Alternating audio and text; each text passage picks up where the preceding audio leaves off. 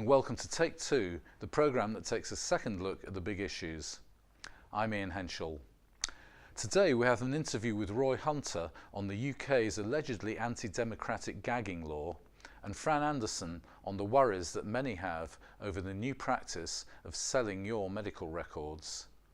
But first, here are some news shorts. The DEA struck a deal with Mexico's most notorious drug cartel. An investigation by leading Mexican newspaper El Universal has found that between 2000 and 2012, the US government had an agreement with Mexico's Sinaloa drug cartel that allowed the organization to smuggle billions of dollars of drugs into the US. This story has been reported in the US media, in Yahoo News, Forbes magazine, Business Insider, but all take the view that the Fed's motive was benign. They boosted Mexico's biggest drug cartel and supplied them with hundreds of deadly weapons in the ongoing Fast and Furious scandal, purely to reduce drug trafficking. No evidence for this controversial theory is presented, and no one is asking what happened to the profits, except that we know the collapsed Wachovia Bank laundered billions of dollars of cash from Mexico into the US. And there is plenty of evidence that the profits for the hoodlums were immense. Sinaloa boss Joaquin El Chapo Guzman, described as the world's most powerful drug trafficker, has long been alleged to work with the US authorities. But the El Universal investigation provides corroboration, including court documents that include testimony from a DEA agent and a Justice Department official. The Fast and Furious scandal has established that the US Justice Department authorized the supply of hundreds of weapons to Guzman's crime empire, with the same explanation that this was all part of a long-term plan. This raises two questions. First, it can't be a very good plan given that it has caused a disintegration into near civil war in Mexico and no respite in the drugs trade. The second is the one you are not allowed to ask. Were US officials effectively part of the cartel? Fortunately, there is no one to watch the watchers, or unfortunately for us, fortunately for them. Anyone for a line of impunity? Trillion-pound time bombs the Royal Bank of Scotland has to defuse. The Scottish Herald has published an analysis of Royal Bank of Scotland, the huge banking group that all but collapsed in the 2008 crash. Researcher Ian Fraser lists what they call the trillion-pound time bombs. So just in case you've had trouble keeping up with the various bank scams, here is a pretty complete list just at Royal Bank of Scotland. It's a long one, so hold tight. £4.5 billion paying off toxic loans, and that's just this year. The total to write off is £38 billion. Payment protection insurance scam, estimated liability £2.65 billion. The bank now has 1,800 staff working full time on that. It threw an additional £250 million into the compensation pot just on Friday. Rights issue class action, liability up to $13 billion. Shareholders say they were scammed into coughing up $13 billion in an attempt to get the bank refloated.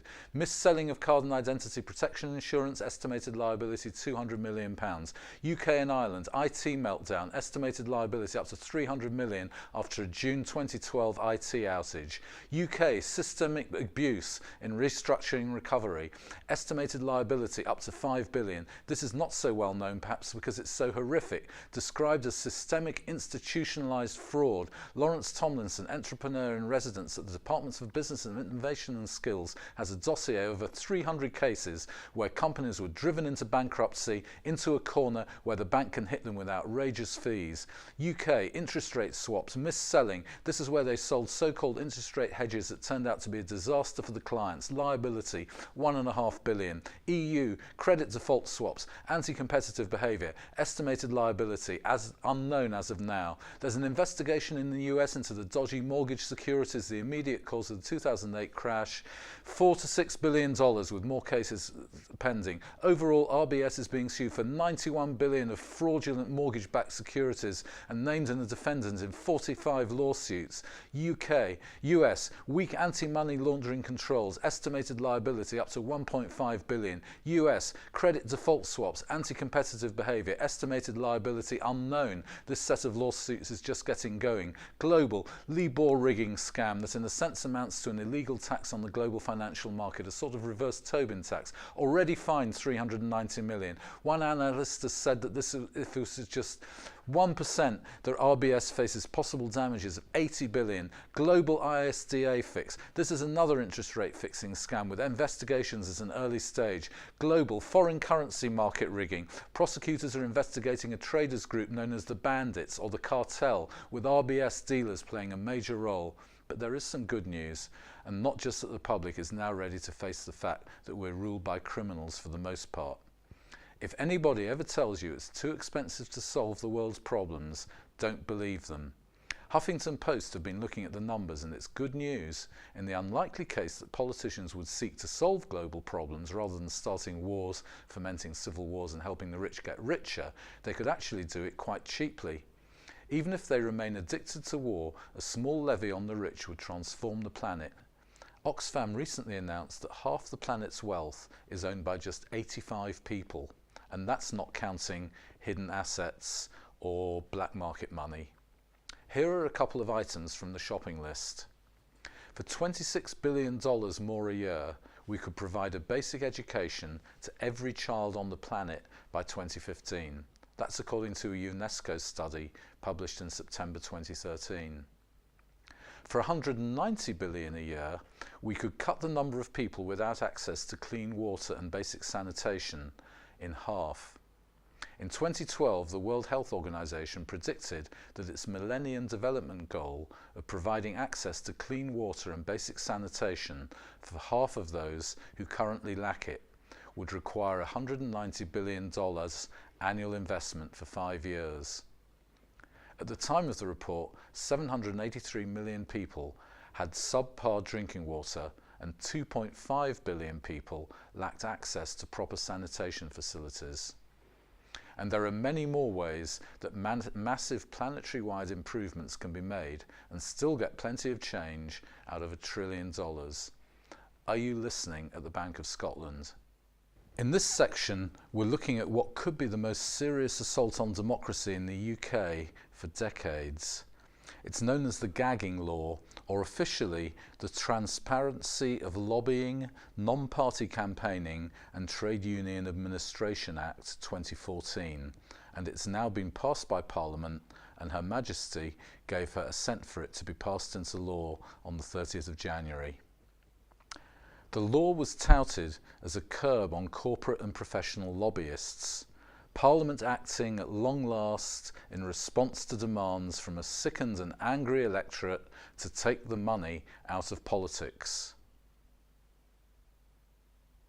But the bill seems to have lost its way and changed into a law which bizarrely achieves the opposite of what it set out to do, or at least what they told us it set out to achieve. Our correspondent Roy Hunter has been looking at the details. Yeah, hi Ian. It's been a bizarre transformation. I mean, if I can read you the introduction to the bill in the accompanying parliamentary notes, it says the main purpose of the provisions on lobbying is to ensure that people know whose interests are being represented by consultant lobbyists who make representations to government. The bill enhances transparency by requiring consultant lobbyists to disclose the names of their clients on a publicly available register and to update those details on a quarterly basis. The register will complement the existing transparency regime whereby government ministers and permanent secretaries of government departments voluntarily disclose information about who they meet on a quarterly basis. So that would be great, wouldn't it? Yeah, that's exactly what we want, isn't it? Yeah. Unfortunately, you know, what's come off the production line at the other end isn't in no way resembles, you know, the parameters that they put in at the beginning. So if I can, Graham Allen MP, Labour MP, was interviewed by Oliver Hewson on the Our Kingdom website, and if I can read you what he says, it says, it's asked how the bill impacts the commercial lobbyists. He says, it's very much business as usual. The lobbying industry don't like it because it doesn't address the extremes that have caused the scandals, and the people who want to keep an eye on the lobbyists don't like it because it's very partial.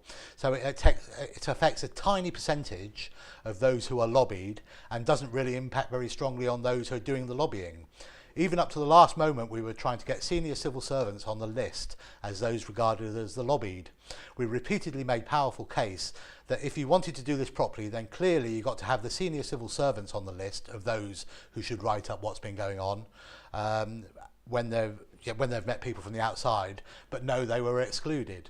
And the SPADs, the special advisors, are excluded as well. Again, people that have been involved in the scandals are eliminated from the special advisors are exactly where all the corruption happens.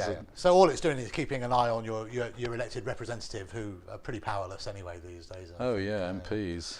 But the Lords All-Party Constitution Committee themselves suggested the bill undermines the fundamental constitutional right to freedom of political expression, silencing third-party campaigners while failing to curb lobbyists. So what is this? Obviously not the goals that you just read us out. That's not a problem. What is actually the bill doing then? That's so objectionable. Well, it's been brought in to curb the lobbyists, the corporate lobbyists. But it hasn't at all. But they've got rules about political campaigns. So what it is doing is curbing everybody else apart from the lobbyists. Right. So we've got Greenpeace, Amnesty International, the campaign that saved Lewisham Hospital, other groups such as 38 Degrees and Avaz, the internet-based groups that pull up lots of support.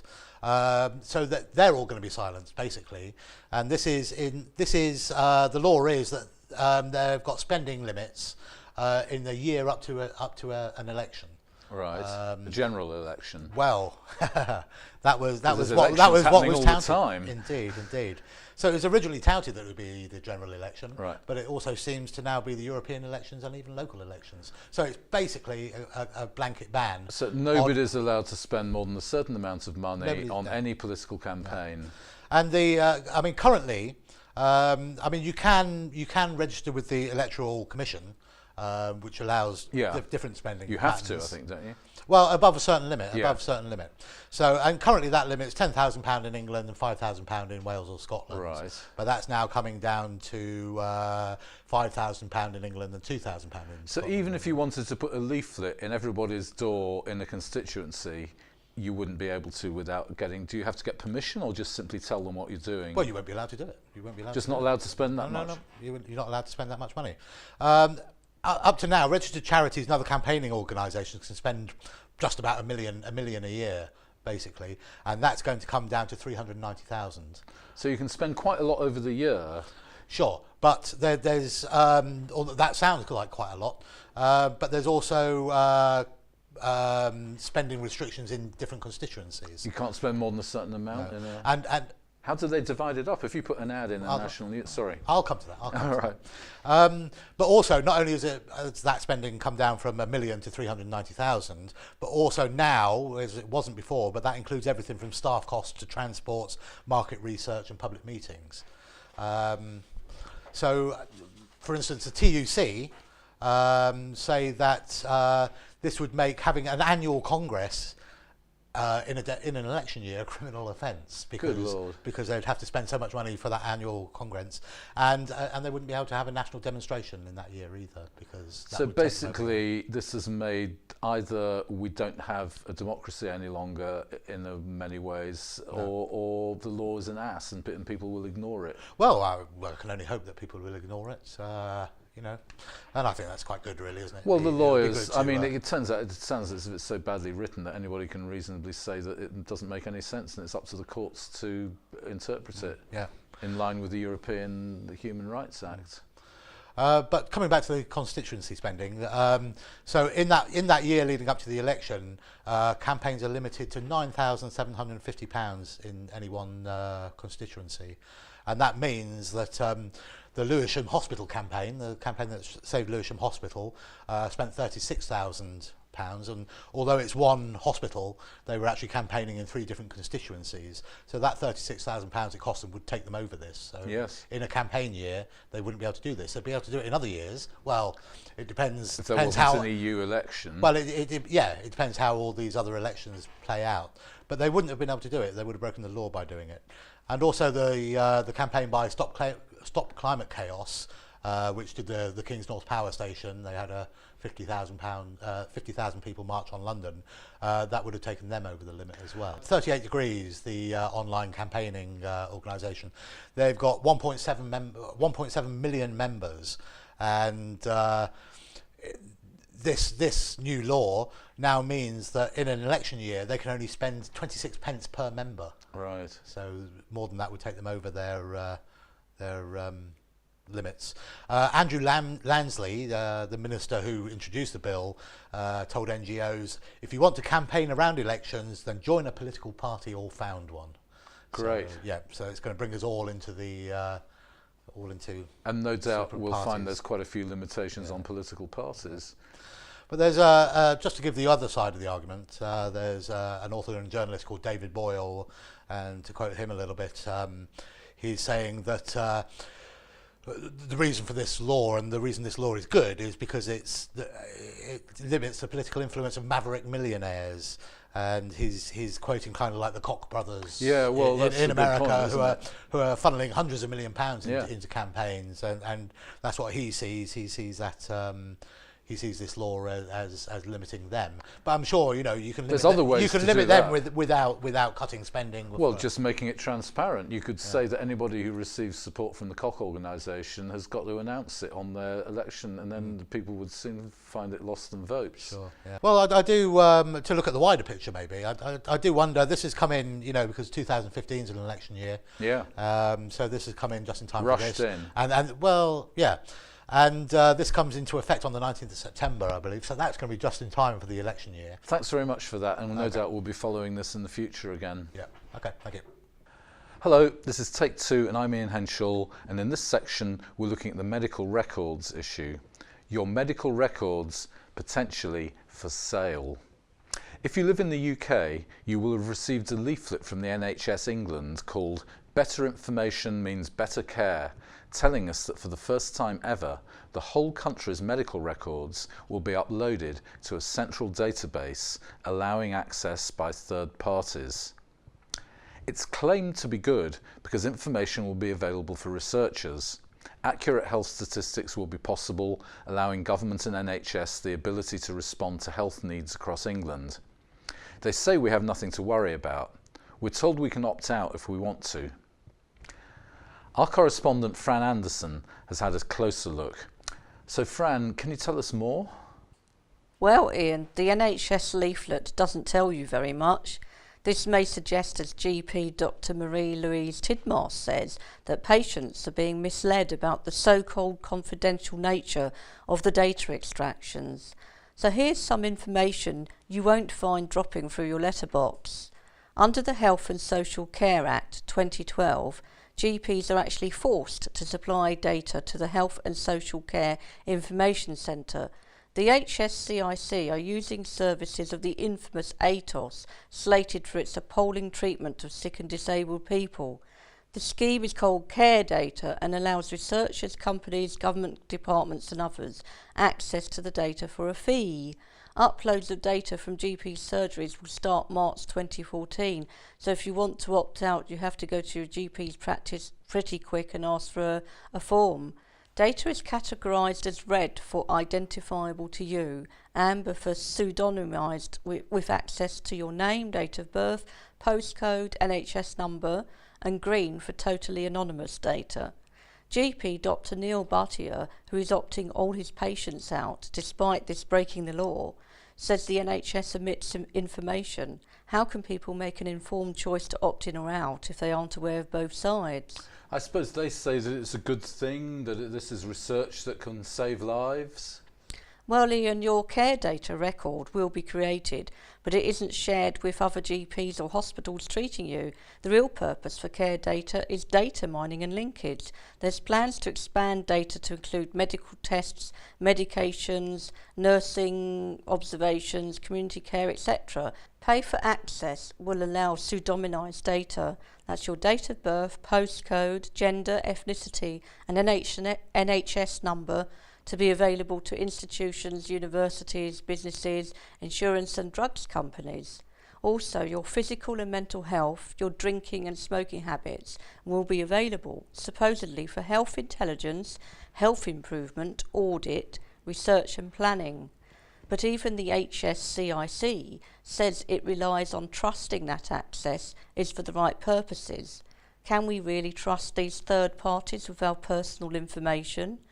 Even Mark Davis from HSCIC admits that there is a small risk that patients could be identified as pseudonymised records can be matched up with other records that companies may have.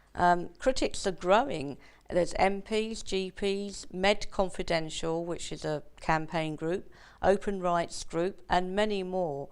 All are citing concerns that once this data is uploaded, there's no way of knowing who has your data or how it's going to be used.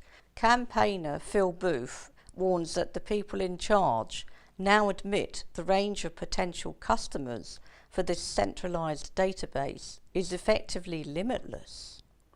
There's concerns that medical records could be used for commercial purposes or result in people being discriminated against by insurance or employers if they can find your data, and they might say, I don't want to employ you because you've got cancer or you've had mental health problems in the past, all sorts of things. Even the HSCIC admits that this is about NHS privatisation. Mr. Davis said, we have private hospitals and companies like Virgin who are purchasing NHS patient care now, and of course they will seek access to care data. So what do GPs think about this database? Well, Ian, the Royal College of General Practitioners and the British Medical Council support it. However, a survey by GPs in the magazine Pulse found over 40% of 400 GPs intend to opt out, and many oppose it. And how much will this scheme cost to set up? HSIC refuses to disclose the costs, but estimates are approximately £50 million of taxpayers' money. Surely this would be better spent on patient care. Are there any challenges to the scheme, to the Care Data scheme? Care Data could contravene the Data Protection Act and proposed EU laws. Shockingly, the scheme was supposed to have been running last year, but the Information Commissioner delayed it because originally there was absolutely no opt-out option at all. MP Roger Godsiff even tabled an early day motion in the House of Commons, and he said, I have no faith in government to guarantee anonymity. I believe patients themselves should determine when and where their medical information is used and for what purposes. There are plans to release fully identifiable data at some later date, but this could be against the Data Protection Act again, and the NHS Act 2006, Section 251, which gives the Secretary of State for Health the power to allow data access that fully identifies who you are, but only in specific circumstances such as civil or medical emergencies. Hopefully, human rights lawyers might be willing to challenge this future plan of allowing all this information out. What do people do to opt out? You need to opt out now. You only have until March. Go to your GP surgery, fill in an opt-out form or write a letter, or you can go to Dr. Neil Buttia's website for a downloadable form and take it to your GP. Ask that your medical records include 2 crucial codes, 9NU0 to stop identifiable data being uploaded from your GP surgery, so it can't even be pseudonymised and it can't be released. It ensures there is just an unlinked record but anonymised. And add 9NU4 code to stop the HSCIC releasing identifiable data from your GP and any other sources. Make sure you also opt out your children as well. As Ross Anderson, digital rights expert from Cambridge University, warns, once your data is uploaded, even if you opt out later, the data will not be deleted, and that goes for your children as well. Well, this totally destroys the concept of doctor-patient confidentiality. And the thing is that if they do it now in England, we don't know how many other countries will follow. Oh, I bet you I wouldn't be at all surprised to find that very similar things are going through as we speak. In America, in Europe, this is how these people operate. You find that it's presented as a local thing, but then you find out that something similar is happening in all sorts of other places. Exactly, we could be a test case. They might be trying to test out how the public in England are going to react to it, and if they get away with it, then it could spread all over the place. Yeah. Well, thanks very much, Fran. That's certainly food for thought. Well, that brings today's show to a close. Thanks very much for watching. Thank you to The People's Voice for screening us. You can catch us on YouTube, RADTV UK. Thanks for watching. See you next time.